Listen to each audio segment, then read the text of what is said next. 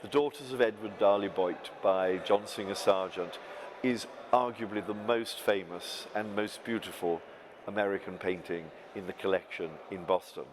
So there's a sense of loss when it comes here to Madrid, but there's also a sense of doing something incredibly positive in the sense of an international exchange. To see the Sargent painting by the side of the Velázquez that inspired it is an enormous pleasure for me, and I find it personally quite moving.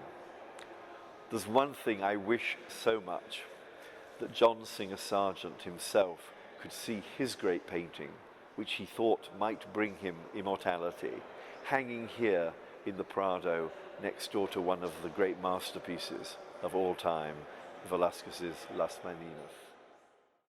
For me, one of the interesting things about Sargent's painting is the way it's suspended between the old masters and modern life. He learns so much from Velázquez and from his time in Spain, and then he allows it to percolate in his head, and he comes back to Paris and he makes something entirely different out of it.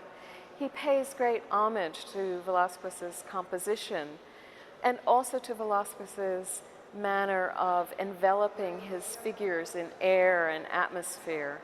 And he also replicates the interesting disconnection between the figures as much as the connections between them. Durante la segunda mitad del siglo XIX, las colecciones de Velázquez del Prado ejercieron una gran influencia sobre los artistas extranjeros que visitaron Madrid. Entre todas las obras que influyeron a estos pintores, sin duda Las Meninas fue la más apreciada.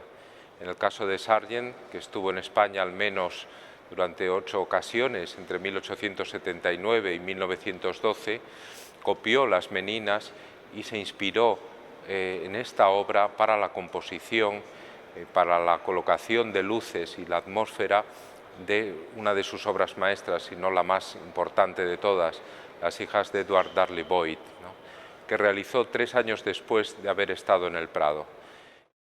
He's painting a modern French interior with 4 very ordinary little girls who are wearing their everyday clothes. They're not dressed up like infantas, they're not even wearing their best outfits. Instead, they're dressed as if they were playing or in the schoolroom. And Sargent captures them in this very mysterious, difficult to figure out environment of the foyer of their apartment in Paris. You also have a similar sense in this picture of the suspension of time, as if the figures are caught at just an instant, and in a few moments they'll move on.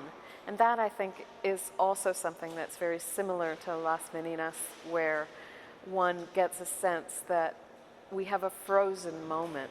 And that would have been particularly appealing to artists like Sargent, who were so interested in portraying everyday life during their own time. El hecho de contar con esta gran obra de Sargent junto a Las Meninas en esta misma galería donde se ha enfrentado la presencia de Manet con la de Velázquez y se ha comparado también a Picasso con Velázquez, Picasso que copió a Velázquez igualmente en el Prado.